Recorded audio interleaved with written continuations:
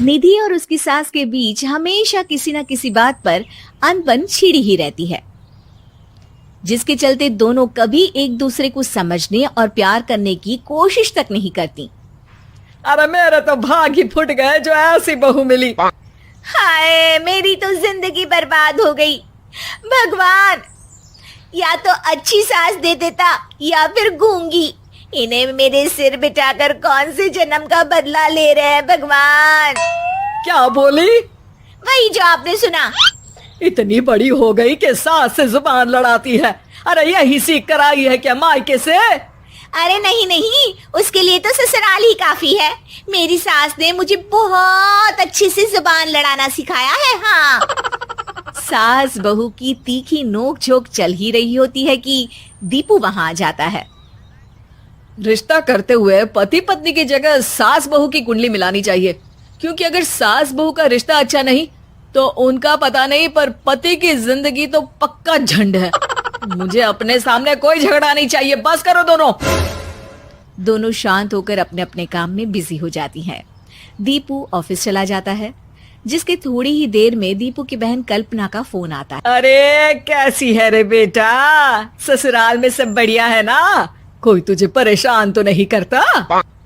सास की बात सुनकर पास खड़ी निधि हंसकर कहती है, अरे वाह रे ऊपर वाले, खुद बहू को शांति से सांस भी नहीं लेने देती और बेटी से पूछ रही है कोई परेशान तो नहीं करता। अरे मेरी बेटी तुम्हारी तरह नाकारा और बदतमीज नहीं है, इसलिए उससे पूछना बनता है।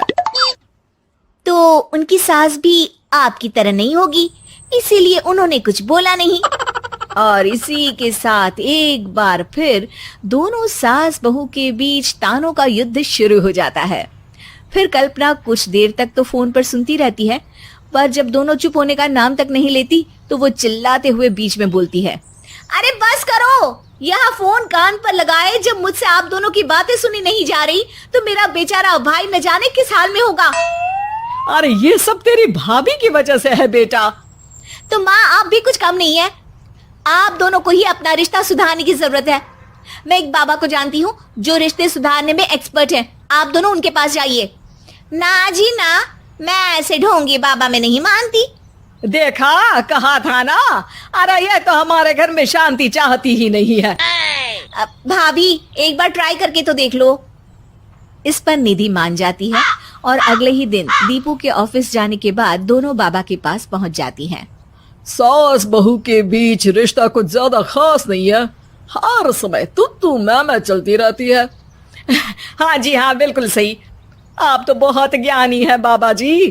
तो पाई सुनो, बहू को साफ और सच्चे मन के साथ सास को 12 लाल और 12 हरी चूड़ियां भेंट करनी है।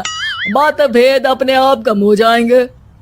बाबा का उपाय सुन अगले दिन निधि सास को चूड़ियां भेंट कर देती है, लेकिन इससे भी उन दोनों के बीच कुछ सही नहीं होता।